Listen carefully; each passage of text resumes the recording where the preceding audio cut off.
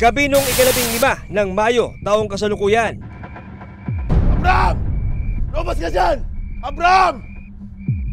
Isang araw bago maganap ang malagim na krimen sa barangay Limbawan, San Pablo, Isabela, sinugod ng residenteng si Jonathan sa bahay ang nooy natutulog na si Abraham. Hindi po talaga kami lumabas ng gabing yun, ma'am, dahil po sa natatakot kami at para na rin po sa kaligtasan naming mag-asawa, ma'am.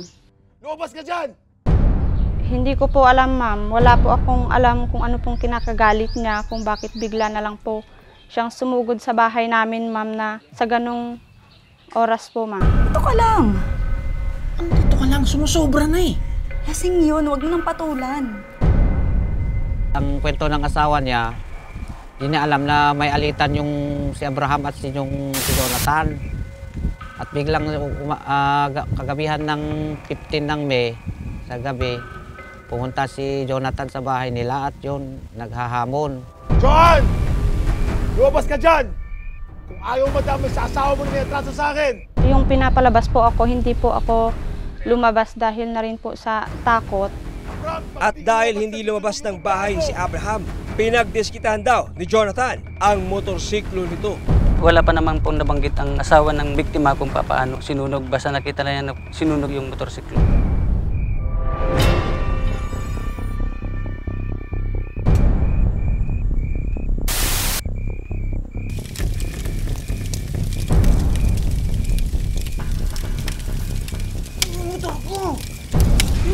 Sinunog!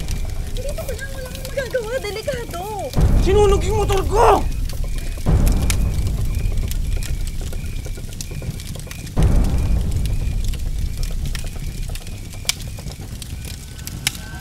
Sinunog yung motor ko, sandali!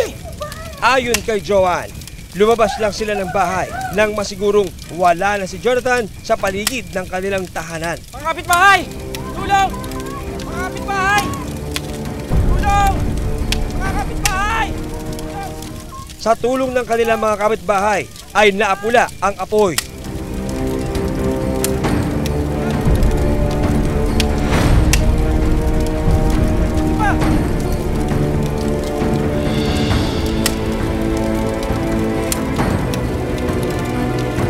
Pero halos maabo na ang kanilang motorsiklo. Naubos na rin, ma'am, na nasunog po lahat yung motor. Kinabukasan, nagtungo si Abraham sa barangay hall. Kap! Sinunog ni Jonathan yung motor ko kagabi. Ano? Hindi ba ba tapos ang gulo nyo? Hindi ko alam sa kanya. Hindi ako nagsisinungaling. Kahit tanungin nyo yung mga kapitbahay namin tsaka si paring Jimmy. Sumugod doon. Halos gibain nga yung pintuan ng bahay ko eh. Tara, sige. Puntahan natin. Umalis din si Abraham na pumunta sa barangay daw para magreklamo sa motor niyang sinunog. Jimmy! Pare! Ayan, Kap. Tanungin niyo si paring Jimmy kung ano nangyari kagabi. Nang makalabas sa barangay, bigla na lamang daw dumating si Jonathan na may dalang itak. Ayop ka, Abraham! Tama na yan! Jonathan! Tama na! Naabutan ng suspect si Kagawad Lago at saka ng victim na nag-uusap doon sa tabi ng barangay hall at nilapitan ito ng suspect. Noon, tapos nagkaroon ng konting arguments o ng pagtatalo yung suspect at ng biktima. Doon uminit ang ulo nitong suspect at pinapaalis na yung biktima pero hindi pa rin umalis. Ayon pa sa mga saksi, nasa 10 metro pa ang tinakbo ni Abraham. Ayop ka, Abraham! Ulo ko patibangan ako! Pero naabutan siya ng suspect. Huwag kayo makikilamit! Apatay ko kayo! At nang maabutan, Di ba naman anak ko? doon na walang awang pinagtataga ng suspect ang biktima hanggang malagutan ng hininga. Ang biktima po ay nagtamo ng sugat sa kanyang ulo at sa kanyang mga braso. Huwag kayo makikialam, mapapatay ko kayo! Tila bingi raw ang suspect na si Jonathan sa pag-awat sa kanya ng mga kabarangay. inaawat itong suspect at ng biktima sa pagsasagutan nila doon sa barangay, sa tabi ng barangay hall. Ngunit uminit yung ulo ng suspect kaya tinagaan. Ganun ma'am yung salaysay ng mga witness natin na parang hindi nila halos lubos akalain na ganun ang mangyayari. Tapos yun nga ma'am, nagulat yung mga witness din kung bakit ganun.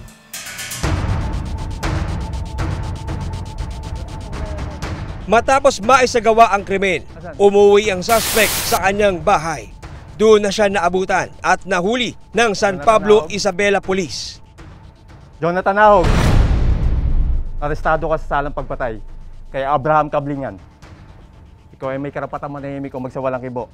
Nagtungo po yung ating kapulisan doon sa bahay ng suspect ma'am, at pagdating naman doon, tamang-tama naman na naabutan pa nila itong suspect. Ano man ang sasabihin ay maaaring gamitin pabor laban sa iyo sa anumang hukuman. Ikaw ay may karapatang kumuha ng sariling tagapagtanggol na yung pinili. At kung wala kang kakayahan, ito'y pagkakaloob sa iyo ng pamahalaan. Naunawaan mo ba? Tara. Samantala, hindi na na-recover ng mga pulis ang itak na ginamit sa krimen. Hindi na po na-recover kasi ayon sa salaysay ng suspect, naghugas siya sa may isang ilog na nadaanan niya at naiwan niya yung itak. Hindi na na-recover yung itak ma'am na ginamit sa krimen. Idiniretso sa San Pablo Municipal Station ang suspect na si Jonathan Nahog. Sa presinto, hindi itinanggi ng suspect ang nagawang krimen. Pinaras niya ang anak ko. 8 araw nang nakaraan. Na nga may kasalanan, siya pa itong mayabang. Pahayag niya sa mga pulis, binastos daw ni Abraham ang kanyang anak 8 araw bago nangyari ang krimen. Last na ako, letter A. Tapos na. Tapos na. Pati na ako sagot mo. A. Mawala na kami like na. Sige ah. Ingat kayo. Bye-bye. Mawala na kami. Oh, sige. Gabi noong ika-6 ng Mayo nitong taon, pinasok ni Abraham ang kanyang bunsong anak na nakatira sa isang boarding house sa bayan pa rin ng San Pablo.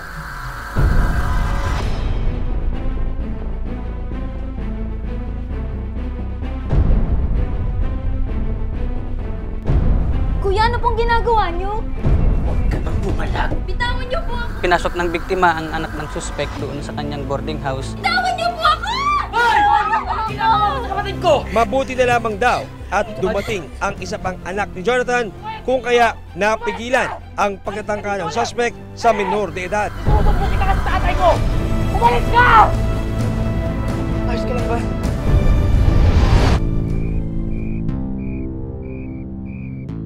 Ipinagbigay alam ng mga minor de edad na itinago namin sa mga pangalang Laika at Emer ang insidente sa kanilang ama. Kitang-kita ko! Hinahalikan si Laika! Kuya, ano pong ginagawa niyo? Ano? Laika! Sira ulo talaga to. Ay, wag na po. Yun naman ang dahilan kung bakit nagalit siguro itong suspect. Kap, binastos ito yung anak ko. Aminin mo! Hindi totoo yan, Kap! Sinungaling ka, kung di ka pa nabutan ni Emer, baka kung ano bang ginawa mo kay Laika? Wala akong ginagawa sa anak mo! Sa investigasyon ng mga pulis, lumalabas na nagharap sina Jonathan at Abraham sa barangay hall hinggil sa nasabing insidente. Ang alam ko ma'am, nipablatter yan sa kanilang barangay. Umamin ka! Kayo! Abraham! Pero tahasang itinanggi ni Abraham ang paratang sa kanya ng anak ni Jonathan. Sa kapitbahay ko, ano-anong tinetext mo? Aminin mo! Huwag ka mapanggawa ng kung anong Aminin mo kwento! ikaw! Tama na! Abraham! Huli na to ha! Nasabi ko sa'yo! May mga pag-uusap pa nga yata sila dapat sa barangay ma'am. May mga rumors tayo na itong victim is parang pinipetition ng barangay doon sa kanilang sitio na parang papaalisin, ganun, di umano. Pero unvalidated information ma'am yun kasi nakausap din namin ang base sa salaysay ng asawa ng biktima, wala naman siyang alam kung anong dahilan bakit ganun ang ginawa naman ng suspect sa kanyang asawa. Tiba-tiba tayo. Ang ganda ng ani.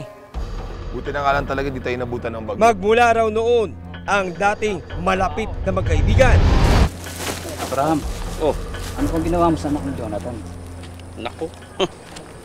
Niniwala ka sa mga chismis. Gawa-gawa lang nila yun, pare, para mapaalis nila ako dito. Wala naman dapat magre-reklamo. Hindi ka manyak. Bata, pinapatulan mo. Ano sabi mo? Ha? Tama na yan. Naging mortal na magkaaway. Oo nga sir, pati misis sa kapitbahay ko, ano tinetext mo? Aminin mo! Huwag ka mapanggawa ng kung ano Aminin mo yung hubad! Tama na! Abraham, huli na to ha. Sinasabi ko sa'yo. Ayon sa San Pablo Municipal Police, posibleng napuno ng galit si Jonathan at ninais na maghiganti kung kaya nagawa ang krimen.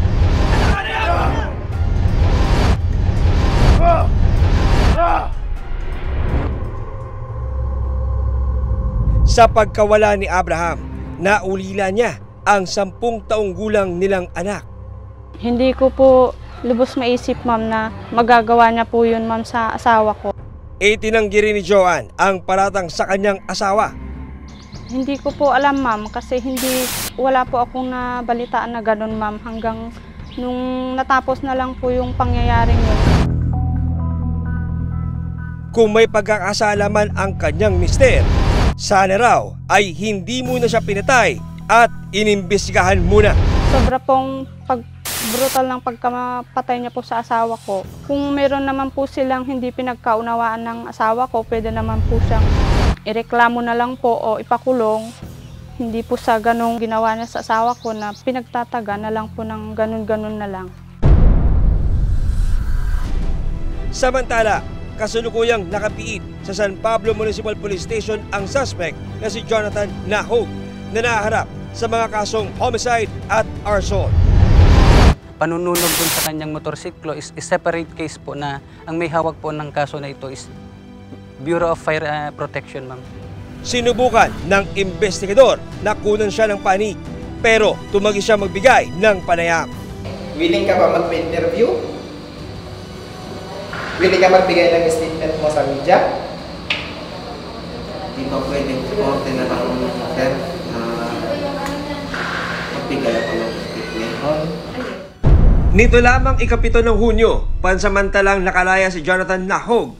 Pinayagan siya ng korte na makapagpiyansa para sa kasong homicide. Paalala ng mga pulis, walang mabuting maidudulot kung ilalagay ang batas sa sariling mga kamay. Ang paggawa ng krimen, anuman ang dahilan, mali at may kaakibat na parusa sa ilalim ng batas. Sa ngalan ni Mike Enriquez, ako si John Consulta at ito ang Investigador.